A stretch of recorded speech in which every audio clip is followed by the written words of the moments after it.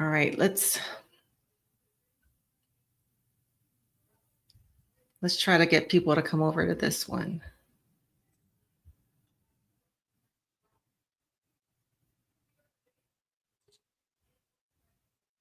Is there a way to link the new one?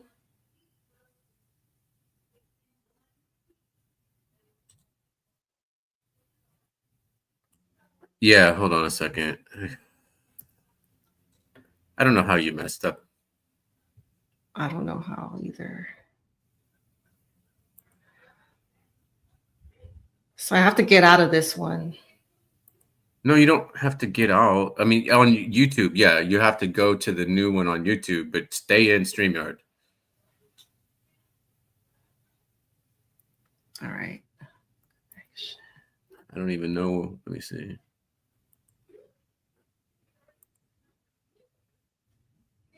So there's 20 people there. Let's see if we can get them to go to the new one. It looks like you already ended the new one or something. Looks like you ended the new one already. No, I'm live here and it says 40 people, but I have to end the new one. I can't see where. Oh, okay. Okay, let me see. Shane, I can't see the chat. Okay. I don't see it either. This is the third. Okay.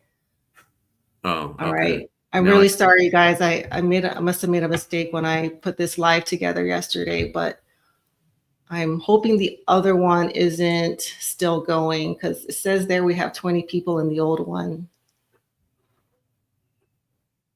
I need to end this one. This one? From YouTube, I believe, right? Because this one on StreamYard, it says 44, and the other one, it says 20. I don't know how we got two. It has to be the same one. Okay, I think the numbers are just delayed.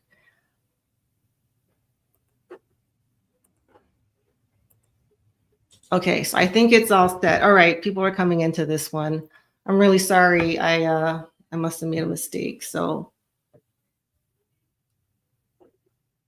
okay, let me just get to some of the comments. Good morning, Brush Junkie. Why don't you guys let me know your first try is off? Yeah, the other one, I don't know what happened. That one just didn't work. 49 on YouTube. Okay, I hope people aren't in the old one. I'm really sorry if they are. Your first try is off. Okay.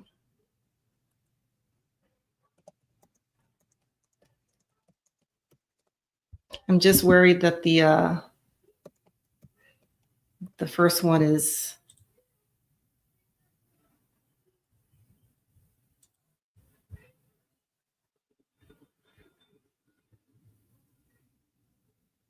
$321. Okay, so we get like, yeah, I think they're mostly over here now. Okay, all right. Sorry for the delay, guys. So, all right, people are coming in 63. Thank you so much for being here. So in today's live, I'm going to go over two topics. I'm going to start out with an update from Maui, and also relates to the LA recovery after the LA fires. And then I'm going to give some new connections that I made regarding the Diddy case. I got out the first one. Okay, thank you. Thank you, Eileen. Oh, the camera push and they will come. Okay, I hope the other one is, I hope people aren't waiting in the other one. I really feel bad. Well, this one is live here. And if someone is in the old one, if they can tell people that that one is messed up. There's only 5 people still over there. Okay. I hope they know they need to come to the other one. I don't know what else to do. All right. So 84 people. All right. We're on. Okay. So the reason I wanted to do this update. Oh, it finished. Okay. Awesome. Thank you. I wanted to do an update because I saw a reel on Instagram about a government contract that is, so I guess the topic is disaster capitalism. So I think a lot of you guys are familiar with how that is. If you're not, it's the, I guess, the unethical making of money off disasters through the use of government contracts. And these are usually very wasteful and is more like a money laundering scheme. So in the book and in a previous video, I talked about a company called Lima Charlie. They're a property management firm that got the contract to manage the properties for the victims who lost their homes in the Lahaina fire. And at the time, so it was about a year ago, I looked up the leases and they were extremely high. At the time, there were some of these 1-year leases were worth 400 something thousand dollars for the year. And I looked up the updated numbers and they've gotten so much higher. So this property management company is making hundreds of millions of dollars off of property management fees.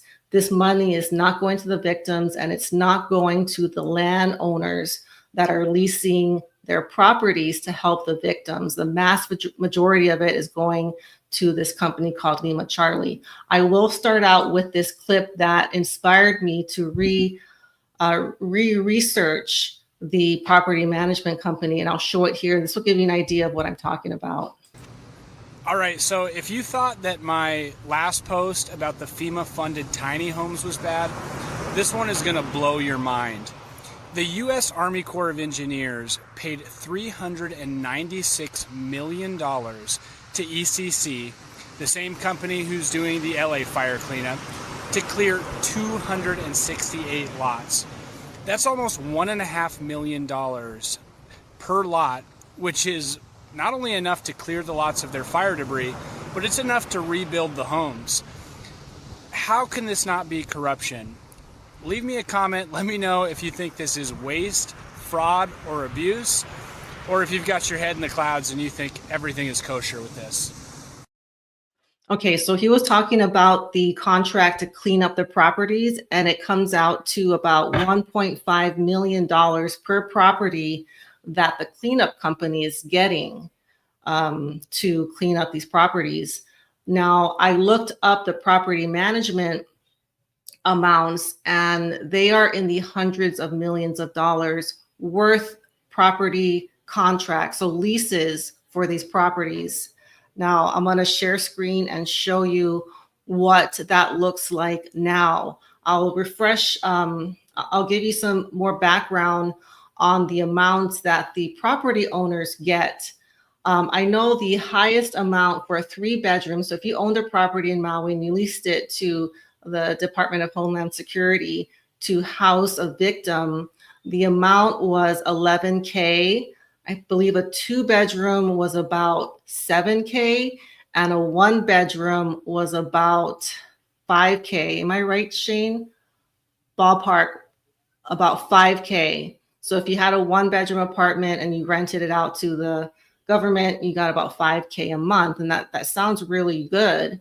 But let me show you what the government is actually paying the property management company to manage these properties. Now, there are over 600 leases, and I could not believe these amounts. I'm going to pull it up right now. Let me share screen.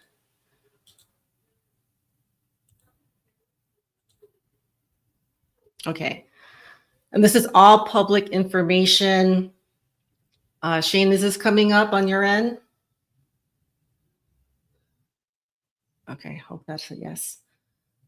Okay, so here is the total amounts. So $171 million combined obligated amounts. So this is the amounts that this company is getting. And there are 637 leases that are current. Okay, so here's the overall. Now, let me show you, I'll start out with the highest. Okay, so these are individual leases. So this one property, the most expensive one, and this lease starts on October 28th of 2024, and it goes to November 28th, 2025. So 13-month lease.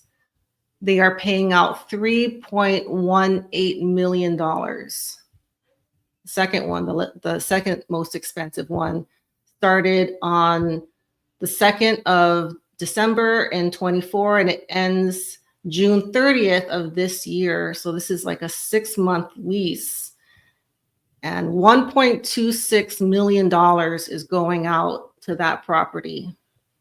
And you can see the amounts. I filtered it to go from highest to lowest. But this is a prime example of disaster capitalism at its finest. Now, this is public information because when the government does these contracts, they have to be public about their spending. So if you want to go ahead and look this stuff up, I can put a link. Actually, we'll link the video I did on this company. Or Shane, is there a way we could maybe in the chat link the website? Can we do that, Shane? Anyways, I'll do it. I'll copy it. It can be done, but yeah, you need the link. I don't have it handy. Okay. There's the link. Anyone can go and see what's going on here. So massive amounts of money basically getting laundered from the government, so taxpayer money, to this property management company. This management company is not local. It's not in Hawaii. It's based in Riverside, California. So they are managing these properties, but they are making way more than the property owner is getting for their property. And I'll just pull up one more example. These are not even for a year, which is unusual. Some of these are 6-month, 7-month leases. So right here, look at this one that ended a couple months ago, 31st of August of, this one is still active. So from February 1st of this year to August 31st of this year, a 6-month lease is getting $976,000. And look at how many leases are here. This is just absolutely ridiculous. This is very unethical. And I'll just remind you all, right after the fire, each household got $700 one-time payment, and that was it. So just to put it in perspective, these properties, I will venture to say, the people that are in these leases could easily rebuild a house for themselves, like a new house, or rebuild where they're living for the amount of these leases easily, because these are not even a whole year. So if you think about this, like this one lease here, 7-month lease for $930,000, let's say that was leased for 2 years. That's a couple $1 million that this company is getting for that one property. And it goes on and on. Huge amounts going out. I do understand some of these properties are very nice, but I do know some of them are not. Some of these properties are very basic in areas that a lot of people don't want to live in. That are, I've heard some of them are very unsanitary, very loud, because when you're dealing with victims that don't have anywhere to live, they're not really given the best, often not given the best option. But look at how much money is being laundered through this program. And again, I have a link. I sent the link. Total amount going out to the Department of Homeland Security, over $169 million just for property management.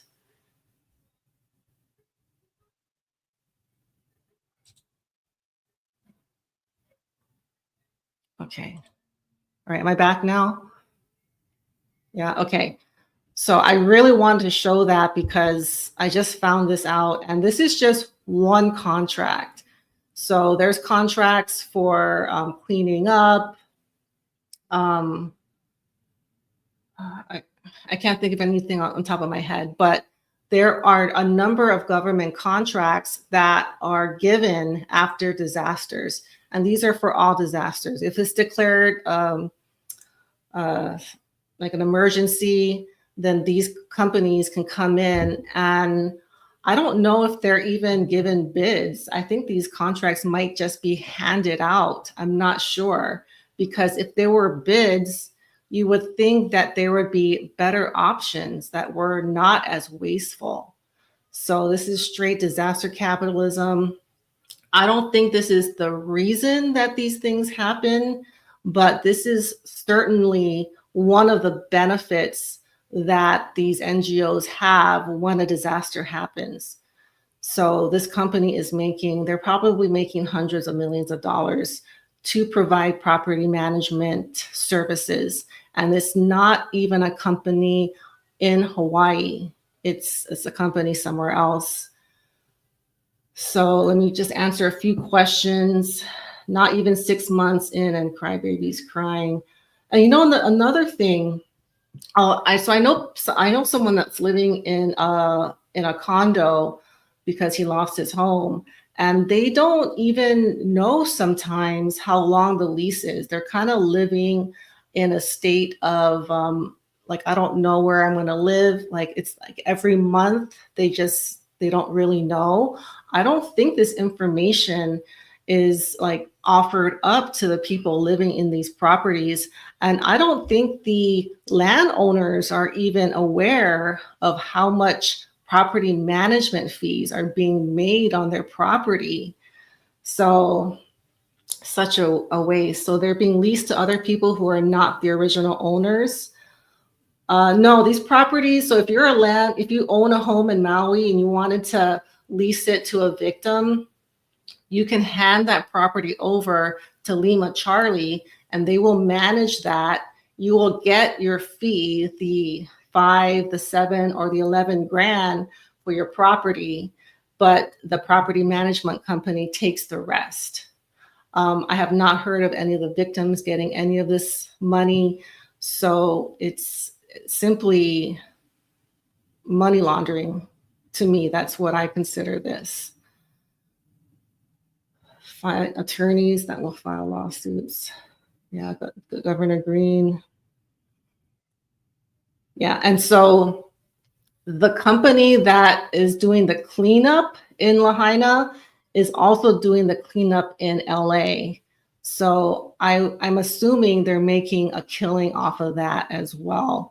I don't know if there's a property management company helping victims get into into rentals. I don't know, but I wouldn't be surprised if something like this is happening in California as well. So I really want to make everyone aware of what happens when these disasters happen. Will this be investigated? Unlikely. It's so unjust, but very predicted. We want it to happen again. So there's a lot of benefit to a lot of people for these disasters to happen. There's just so much FEMA funds, government funds going out, and there's very little oversight. So these things happen, and there's not really a governing body that's making sure that money is being spent properly. And so, if you just imagine how much a family could have done or a victim could have done with that money, they could already be living in a new house and have everything back to normal. They would have spending money. These people could be living a really high quality life with these amounts. I mean, they could be living really, really well. $1 million for a 7-month lease. It's just so ridiculous. And I just really wanted to make sure I got this information out. I do write about this extensively in the book. I don't have it with me, but I do go into how this all works in Sound the Alarm. And I do focus in on Lima Charlie. All right. Now I'm going to go into something that I heard on another channel that really struck me. And this is regarding the Diddy case. Now, in my previous live, I discussed what I think, I kind of shed some light on what I think was happening and why Diddy was abusing his artists, why he was abusing all these people in the way that he was. And kind of, I really want to figure out, like, why would he do this? And how was he getting away with it for so long? And please watch my last live and how I came up with this. It was basically one of his old artists that was in his reality show called Making the Band. They're getting interviewed on Vlad TV. And he kind of unexpectedly came out and said that something really traumatic happened to him when he was working with Diddy. And then it turns out that, so this was many years ago. This band is called Day 26. Making the Band this was a long time ago. So at the time, these guys were, I think Q was pretty young. He was maybe 19 at the time. They're now grown. They're in their 30s now. But he said that they were invited to a party in the Hamptons at Diddy's house. And his girlfriend at the time, her name is Dawn Richard, who is another one of the artists from Making the Band. She gave him an ecstasy pill. That's what she told him it was. And so they both took one. That's what he thought. And he said in 20 minutes, he passed out. And when he woke up, he was in the twins' bed. So Diddy has two girl twins.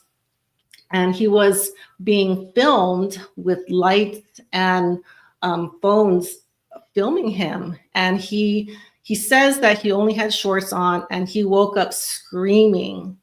And this type of thing, I don't know if it was just a one-time thing, but it destroyed him. He lost himself. He went crazy. He now has to get an injection from the doctor because he now has schizophrenia and bipolar. So I really took that as very credible information for a couple of reasons. One big thing is that Q is not suing for money. A lot of these other people who are coming forward are trying to get money, millions of dollars for the abuse that they suffered, or they're trying to make it about them. Like they're trying to start their own platforms, getting attention for themselves because of what happened. Now, Q, this thing that he came up with was unexpected, and his bandmates actually broke down into tears after he told this on Vlad TV. So it was not planned. Like they didn't have this plan to, tell this story to, launch their careers or something. I think he just felt it in his heart that he needed to tell his truth, and he just kind of accidentally said it. And so I think his testimony, it's not really testimony, but his story is very credible. And I really have been digging into what this is about. And I just wanted to warn you guys, this is very dark information. So trigger warning. And if you have any kids, make sure they don't listen to this. But I really looked into it. I did a lot of research. And my conclusion is that Diddy was practicing satanic ritual abuse. So by, molesting, drugging, having these days-long orgies, he was using that as sort of a ritual. And that's what Q said. He said it felt very ritualistic. Those were his words. And it seems like these are done in a cult setting. There's many different cults, and some of them have been caught, but this type of activity, these activities have been going on for many years, like thousands of years. Ancient societies have been doing these types of things. And what they use these events for is to, I guess, tap into the ether and benefit from it. And in the process, that person, that victim, is being broken. So their spirit is broken, their sense of self is broken. You know, they just feel horrible about themselves. But in the case of certain artists, such as, for example, they used Justin Bieber, they're given, you know, fortune and fame, but in exchange, they're getting abused in some of the most horrific ways. You know, getting drugged, getting essayed over and over and over again. So as that person gets older, they're no longer a child. They're often in such a bad state. A lot of them commit suicide, become drug addicts, and are just left as a shell of their former self. And I've listened to victims who have come out of these cults and have told their story. I've kind of heard of this years ago, but to be honest, it's so horrific and it's so unbelievable. I simply didn't believe it. I didn't believe that in this day and age, that type of thing could still be going on. But I strongly believe that this type of ritual and these type of sacrifices are happening very often, and in all different industries, in all walks of life, the elites down to like working class. These types of sacrifices are being made, and they're often in a family unit, and then they kind of branch out and find other victims. And it does, you know, kind of lend into the Pizzagate thing. I'm not going to go so much into the Pizzagate thing, but I did find some footage of things that were said in court that support this. So this first one is going to be about Diddy's mom. Now you can find videos online of them acting very inappropriately for a mother and a son, you know, kissing each other and just, you know, just acting in a way that a mother and son really shouldn't be. And Cassie did give some very telling information that suggests that there was a incestual relationship going on between the two of them. So I'm going to share that right now.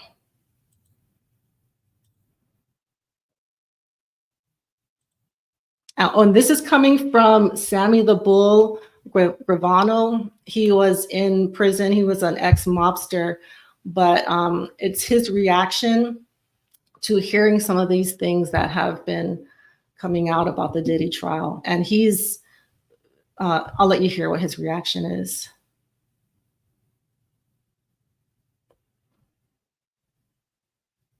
Back in 2014, she claimed that Diddy's mom told him to lie down on the floor, then turned to Cassie and said, "Watch this, boo." Then she sat on Diddy's face. Cassie added that Janice said this was the only way to shut him up when he was younger by covering his mouth. Cassie talked a lot about Diddy's mother because her alleged involvement in their relationship was a constant presence. Cassie said, "One day Janice sat on a couch and watched us while we were doing it. Then she would yell at Sean when she thought he was being too soft with me." Next, Cassie claimed that her song Me and You was actually inspired by Diddy's relationship with his mom. She said, "He told me his mom waited until he turned 18 to try out the things she had in mind. If you listen closely, you'll hear it. The worst part was when she talked about trips she took with Diddy. She said, "He took me to his father's grave and demanded that we do it right there. He told me his dad would be proud to see him fucking a bad bitch." Cassie also claimed that Diddy had disturbing fantasies involving his twin daughters. Many of those fantasies included Cassie and even their mother, Kim Porter. Cassie reportedly said, "That should have been a red flag for me. They were babies." Honestly,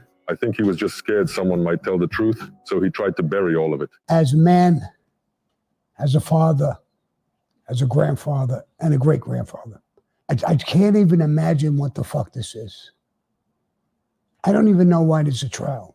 Listening to this shit is ridiculous. It's outrageous. This guy needs a fucking 38 right in his fucking forehead. No trial. Blow his fucking brains out. He's having sex with his mother. I just can't fathom trying to understand this case or understand the complaint. I know later on I'm having an interview with the news media and they're going to be talking about the RICO law. I understand the RICO law. I testified in trials with the RICO law. So I understand the RICO law. Talking about the RICO law is one thing. This here, I've never heard anything like this in my entire life.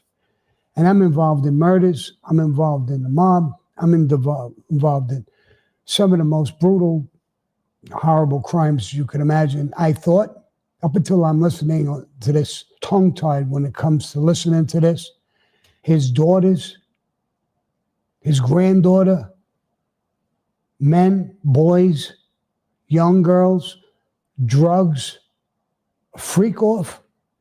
This isn't a freak off. This is, they can call it whatever they want. This is pure evil and insanity. I don't.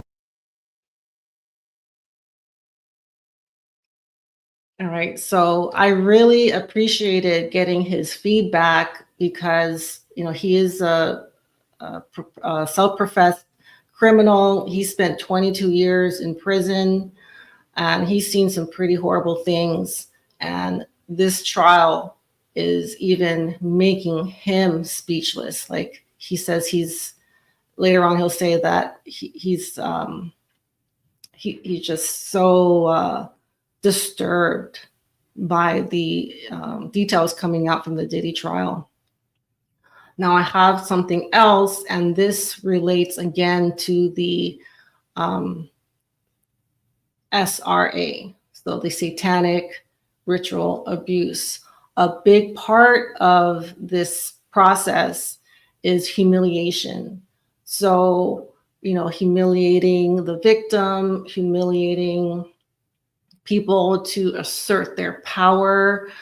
And there was something in this video, I'm gonna have to look for it, but I wasn't aware that Kid Cudi was forced. So Cassie was dating Kid Cudi during a time when her and Diddy weren't together or something like that. And then he found out and I think broke into his house, did something to his dog. I don't even want to know what he did to his dog, but it's understood that he bombed his car because he was so angry about their relationship. But something I didn't know was the humiliation ritual that he put Kid Cudi through. And it's also disturbing. I'll play it here again. I'm gonna have to look for it.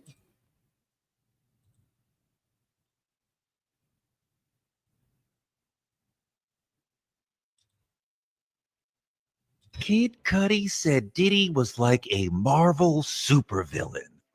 He got on the stand and told a wild story. December 2011, 5:30 in the morning, Cassie, who he's secretly dating, calls him and says, "Diddy has found out about us. I'm freaked out. Come pick me up." He gets in the Porsche, picks her up, takes her to a hotel. When he gets to the hotel, his assistant calls. "Diddy is in your house. He forced his way in." So Cudi's driving back to his house in the Hollywood Hills, and he calls Diddy, and he's like, "Motherfucker, are you in my house?" And Puff says, I am here waiting for you. Like eerie calm, super villain calm. But while Cuddy is driving back, Diddy unwraps Christmas presents that Cuddy had for his family and locks his dog in the bathroom, traumatizing the dog. Get my dog Lily out of here. She could hear this stuff. Is Lily? Where's Lily? She's away from me.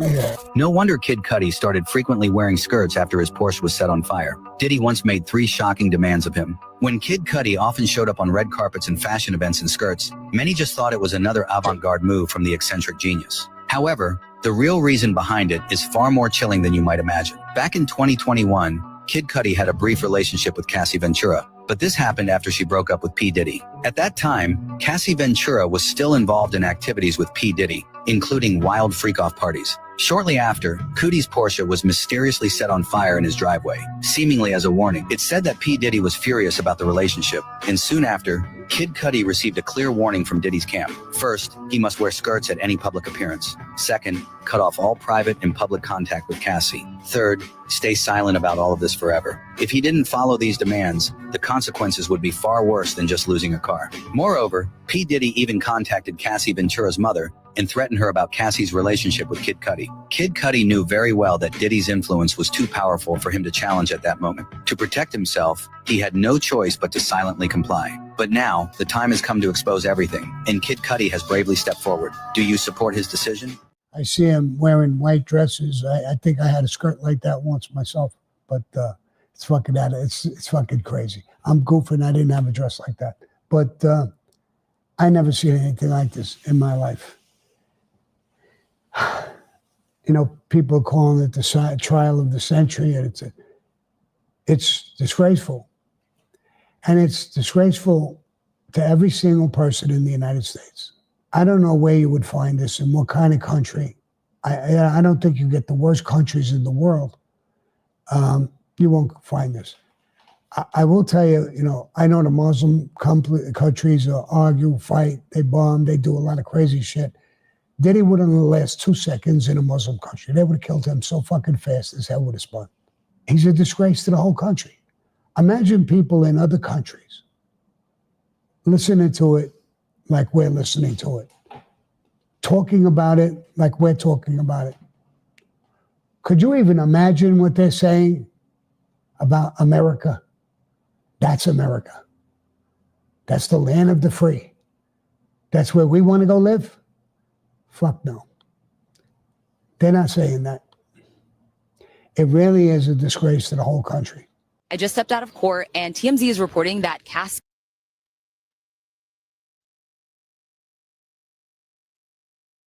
All right, so I did not know that Kid Cudi was forced to do that.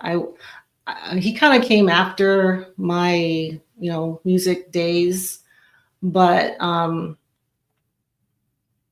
yeah, that this is just, again, it made me reflect on the other victims that gave their experience, and almost always are they humiliated, publicly humiliated, and private humiliated.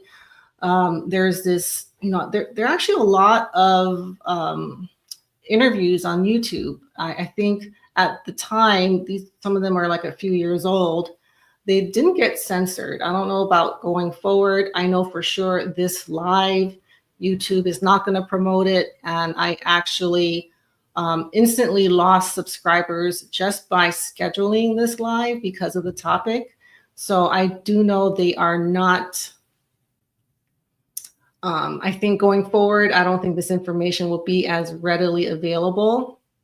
I know I saw some comments, this is not an American thing. No, this is a worldwide thing. This happens in poor countries, developed countries, all over.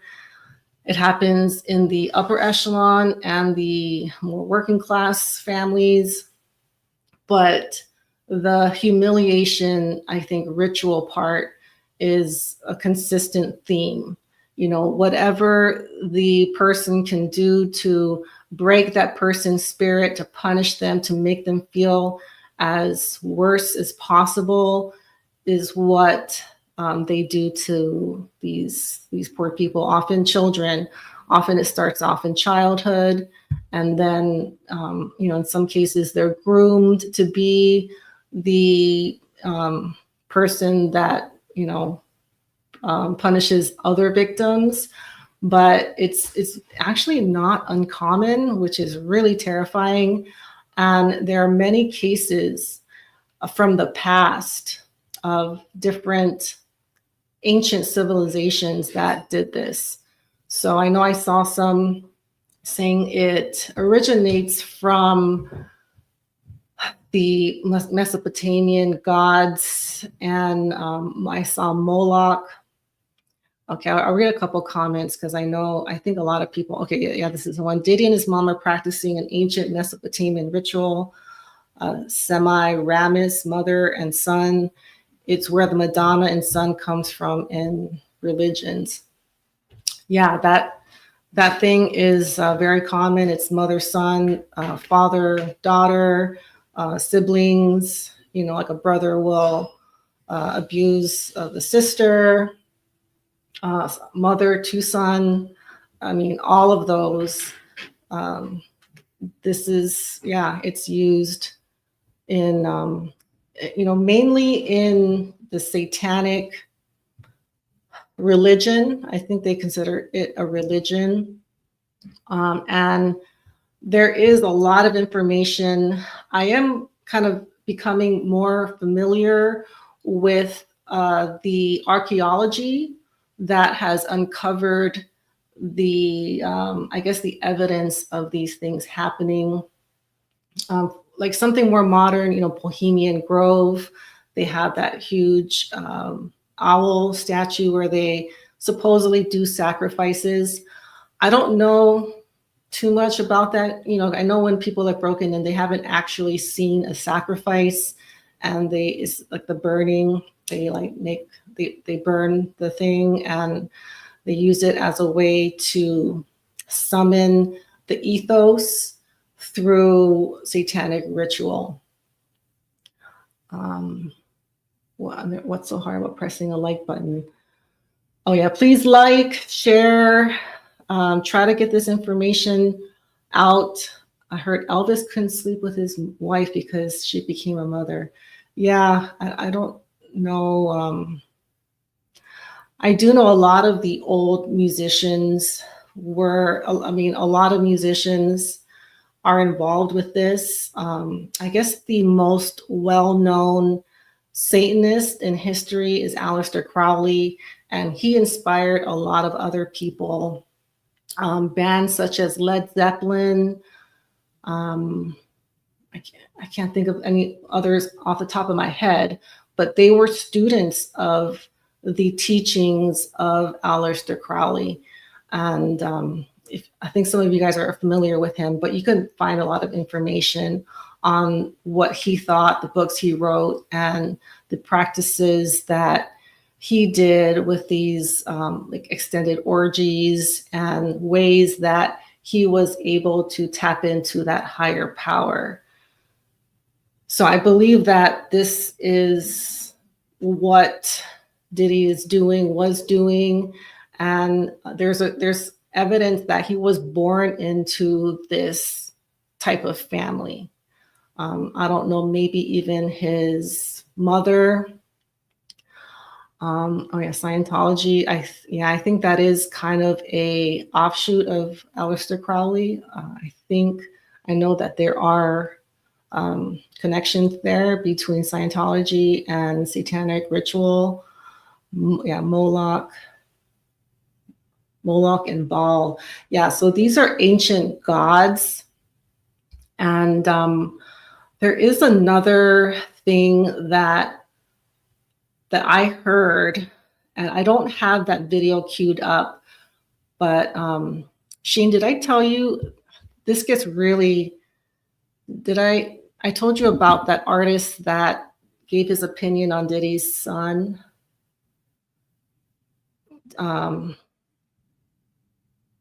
one of his sons. Okay.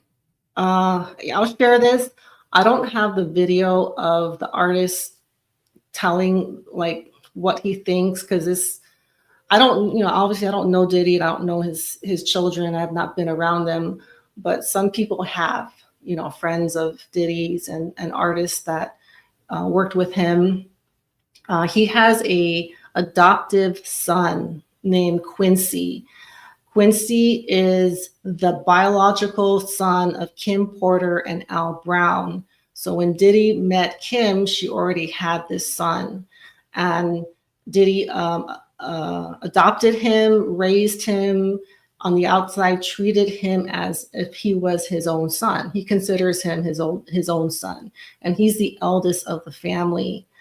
The thing that has become very difficult to understand is why Quincy is so loyal to Diddy. There's some obvious things, the money, and this is the man that raised him.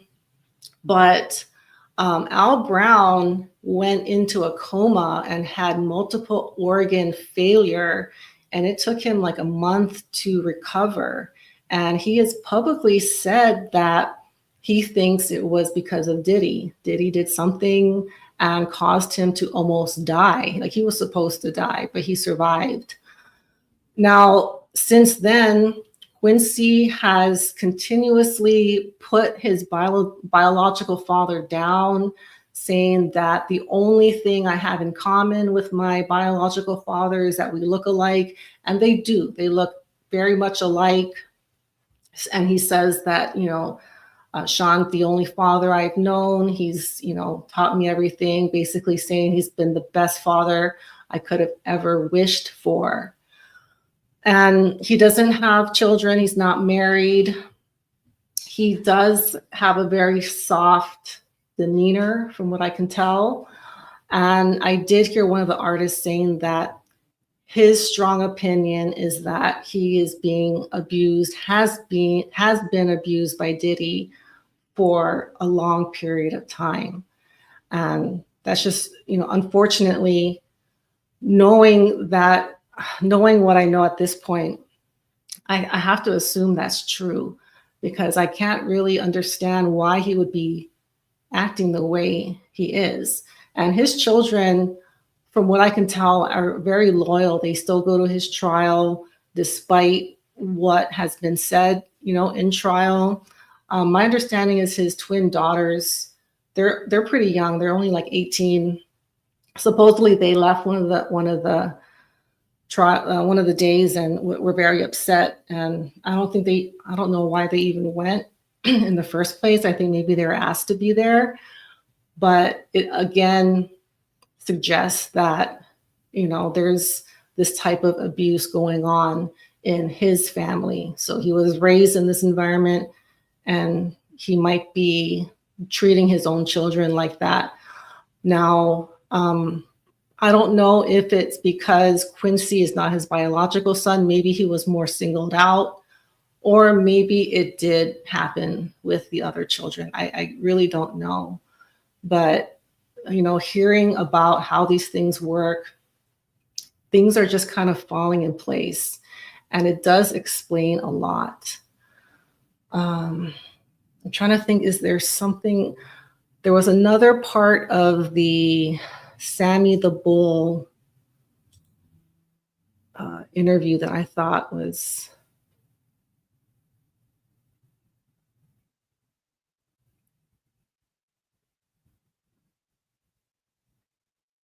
okay. Let me see.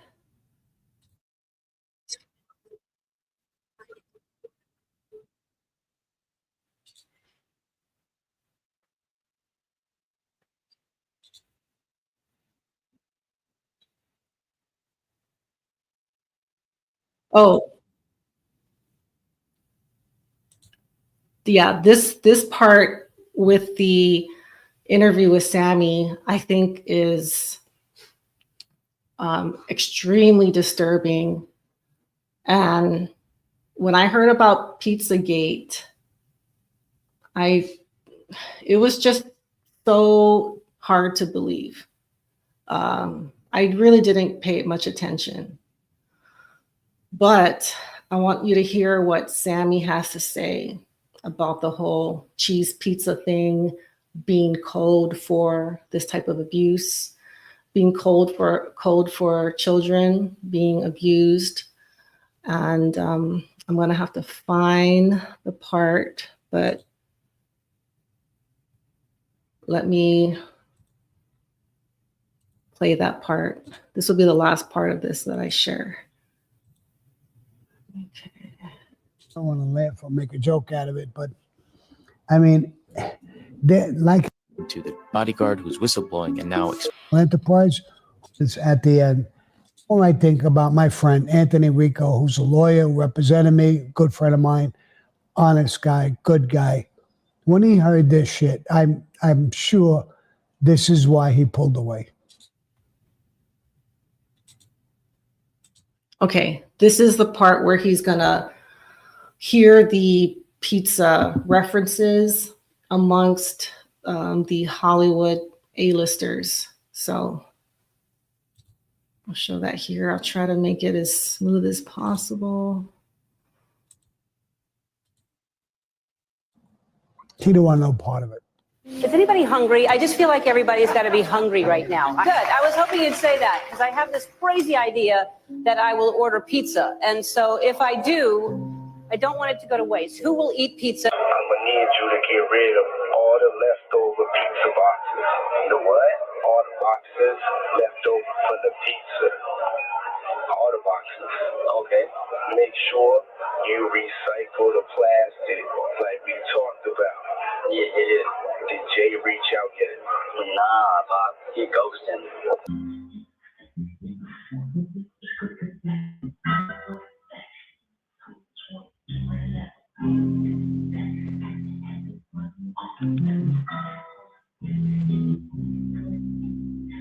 We've known each other for years. Yeah. You've been to my house. We've had pizza. Girl after my own heart.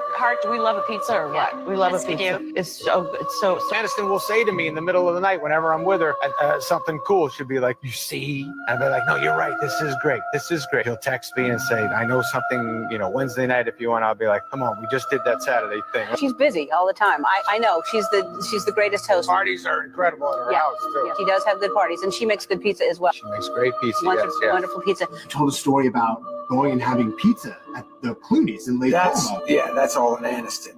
It's like George and I would love you to come over for pizza, but How was the pizza? Was it good? Did he make it Amal's himself? pizza was better than Clooney's. They both made. Everybody made a certain kind of pizza. There's no pizza we didn't love. Something that he does. 5 different kinds or 6 different kinds of pizza that night. Clooney's was excellent. It sounds like a code, obviously. I've heard this thing with pizza, not only in this case, but in multiple things. Oprah Winfrey used it many, many times. There's a lot of people who use that term. Get rid of the pizza, get the small pizzas, get it small things. And then all of a sudden there was things about child molestation and all these things. So I think they all kind of used that as some sort of a gimmick that they understood it themselves. I'm going to have 2 small pizza pies there. I don't ever remember. I mean, I did remember I talked to my son, what do you want to eat? Pizza? You want this or that? It's just a common thing. Bring over 2 small pizzas and we could really enjoy this meal. This is so hot. I mean, I think if my son told me that on the phone, I would be like, what? What are you talking about? So but they understood it. When they're talking to them, they return the call. They're never arguing about what are you talking about? And then they make an excuse. Oh yeah, we all made pizzas. And we all made different kinds of pizzas. So we always talk about pizzas. I think they're all full of shit. Yeah, ask the question. You can't be that close to somebody like him and not have a clue what's going on. That's like when we were in the mafia, somebody could say, I sat next to John Gotti every day. And I didn't know anything that was going on. I mean, it's literally impossible. We used code words, not like that. We were going to kill this guy, Louis DeBono. He was a fat guy. So we called him Jelly Belly. We never called him Louis DeBono. We know there's bugs. These people know the same thing. So we would say, anything going on with Jelly Belly? There was times when after I cooperated, the government would say, what's this mean? What did that mean? Or what's this mean? Why? They started to hear it consistently. It's not a normal thing. Who's Jelly Belly? What is that? Is it a nickname? Is it something? It has to be something. You're using it at a weird time. The same thing with these pizza things. It may be like they want to come over and have a drink. They're not saying, listen, I got a bottle of wine that's great, a bottle of Dewar's, some whiskey, we could, have a drink together, vodka. It's pizzas.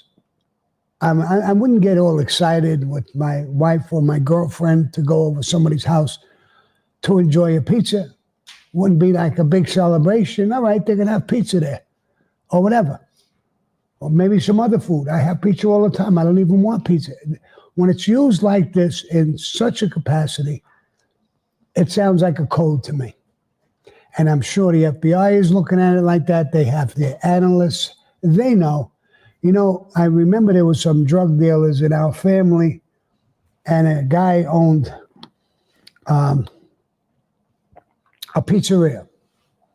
Now, heroin was taken from Italy into Spain, I think.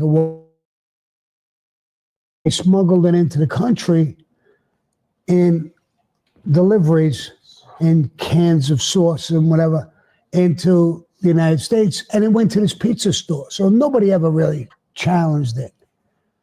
So the guy gets caught on the phone, and he's saying, wow, I need another 10 boxes. That was the best sauce I ever ate. And the other guy says, you just got it 3 days ago. 10 crates of sauce. In a couple of days, you went through it. So they started to say, well, wait a minute. This is not making sense.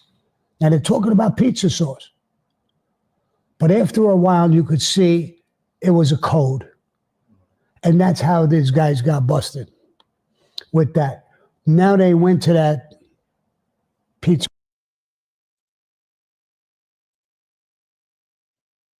All right. So he thinks that that pizza thing is a code.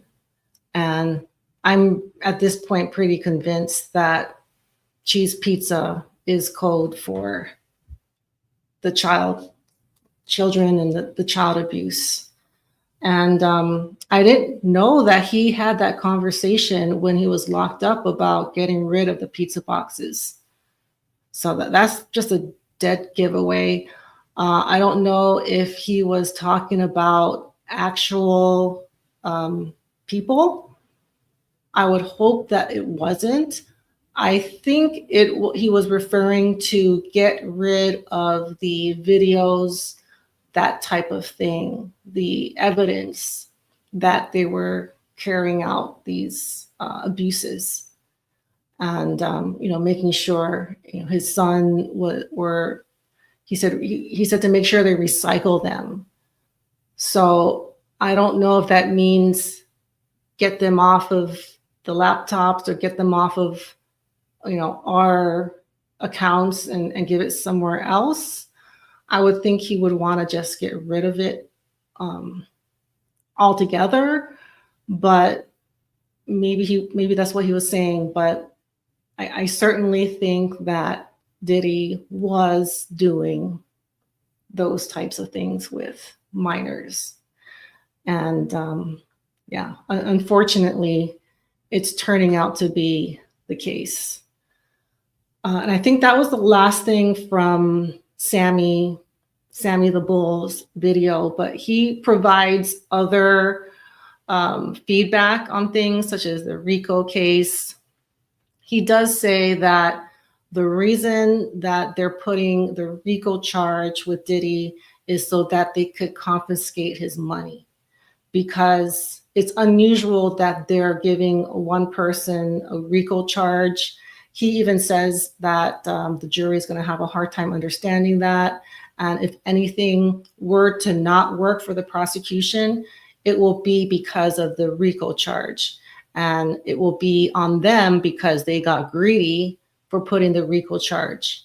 I think there are much worse crimes that they have evidence of that they could be charging him, such as the things that we talked about in this video. So I'm trying to remember if I got everything. But again, yeah, check out Sammy the Bull's channel, because he did make a really good video, and he provides a lot of great insight to that. A little thing that I do want to mention is the lead prosecutor on this case is, her last name is Comey, Maureen Comey. She's James Comey's daughter. Now, James Comey was the head of the FBI during the Russiagate thing when Obama was in office. And I'm pretty sure he knows the Pizzagate thing. And I think it's fairly understood. He was part of the cover-up process. Like, he was there to, protect those above him. And I believe that might still be going on, because there have been times during the trial where some of these names were mentioned and she doesn't follow up with it. One of the assistants mentions that Diddy was meeting with Obama, and there was no follow-up to that. I don't think he was supposed to say that, but I do think this case is a cover for that. They're trying to make it seem like it was domestic violence and it was about the freak-offs and the drugs. And yes, it is about that, but there's so many other things, much more serious crimes that are so much darker and devious and point to the deviants that are in power, that they're trying to kind of bring the attention away from that and focus on the charges that they're giving. And they're putting this trial up to control the narrative, similar to Epstein. Diddy's been compared to Epstein, and similar to that Netflix documentary that they did on Epstein. They made it seem one way, and the truth is there were so many other things going on behind the scenes that are so much worse. So that's the main thing. Maureen Comey was involved with the Epstein and Maxwell cases as well. Oh, okay. I didn't know that.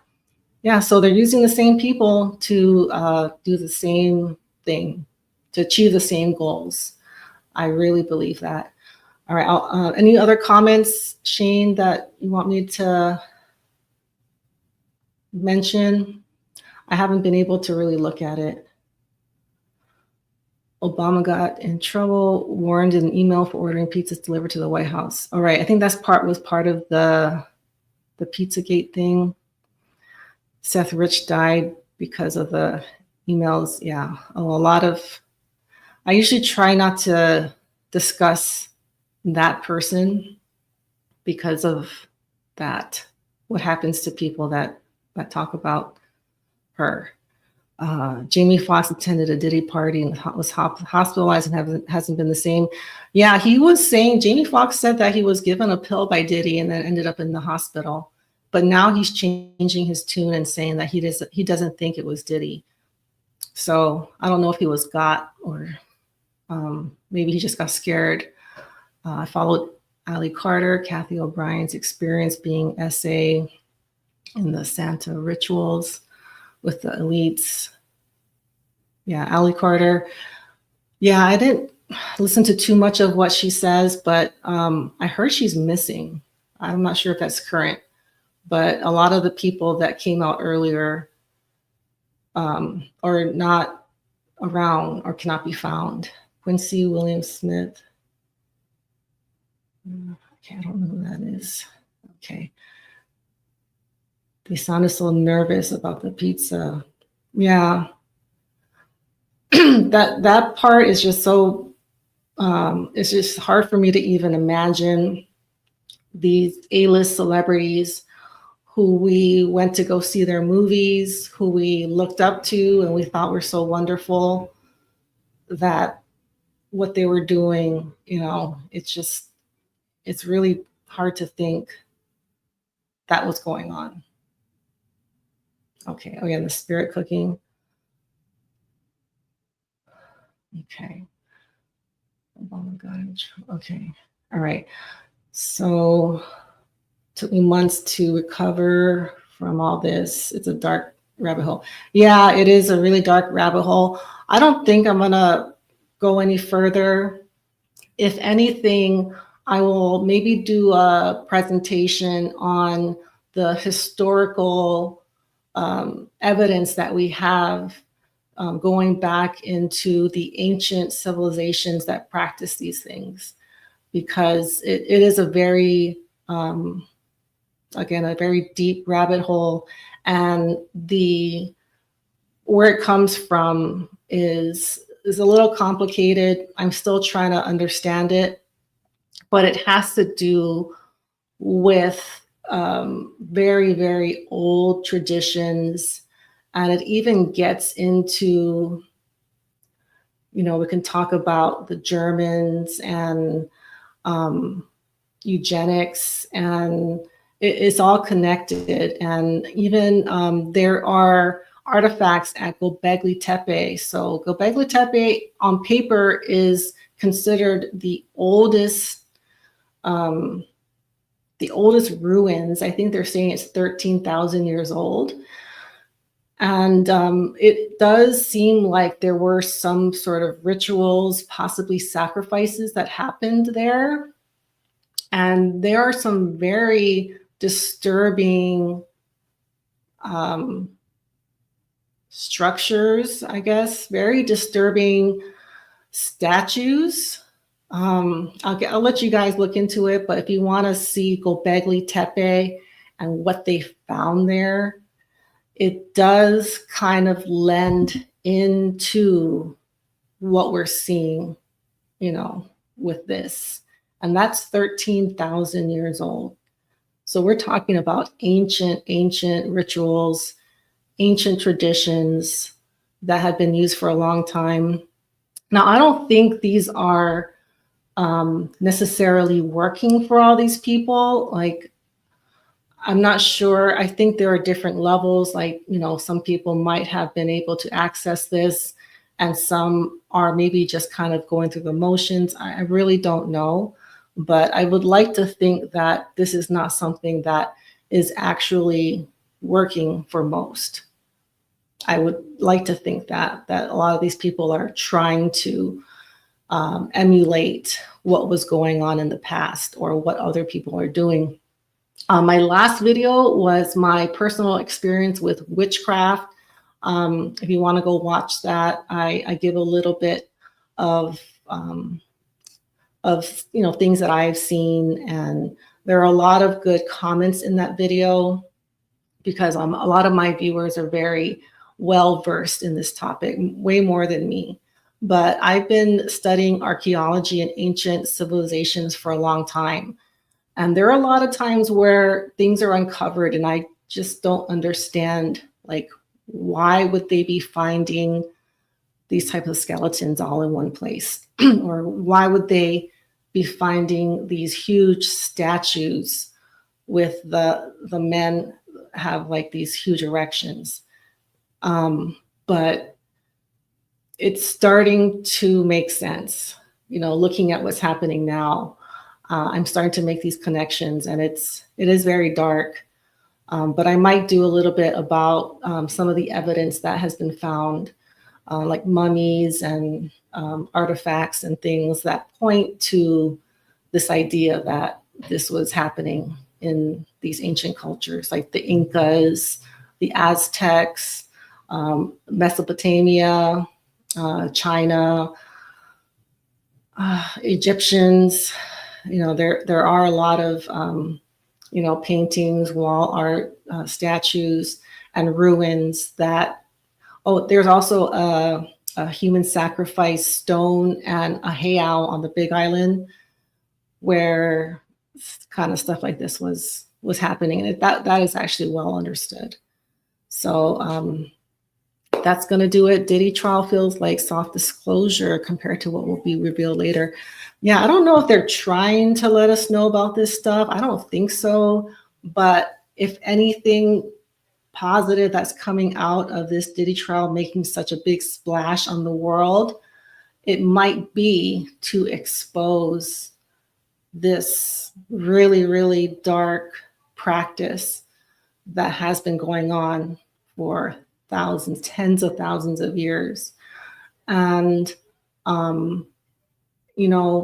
I don't expect this to just go away in my lifetime, but if we continue to talk about it and more people become convinced that this is reality, maybe some young people, even adults that are still victims and being victimized, maybe some people could be saved, because the adults that come out have said that they really wanted to let people know. They would act out and they would do stuff so that like someone at school or someone will pay attention and figure it out. Because if they were to come out and tell like a teacher or tell a friend, they would probably get punished horribly. But they always, a common theme is they were just hoping every day that the abuse would stop and someone would take notice and notice something is off with that kid. I've seen this kid do this or that, and have, they would notice something and help that child or help that person. So maybe if anything good comes out of this, that maybe some people will be rescued. If we're aware of it, it might happen. But I do have to go. But thank you guys so much for being here. Almost 300 people here on the live. So thank you guys so much. I'm sorry I didn't get to pay too much attention to the comments. Also, these lives are not monetized. You shouldn't be seeing any ads. And if you do, it's nothing that I benefit from or set. I always try to make sure my lives are uninterrupted by ads, and including the recording. So if you guys want to send a super to support my work here, I would really appreciate it. And the next video we have coming out is going to be on my previous content, the fires going on and the unusual weather, the extreme weather we've been seeing more recently in North America. So that'll be the next video, not a live, but we've got a lot of stuff that's been happening, and Shane and I have a lot of catching up to do. But that's going to do it for today. Thank you guys so much for being here, and I will see you all soon. Bye.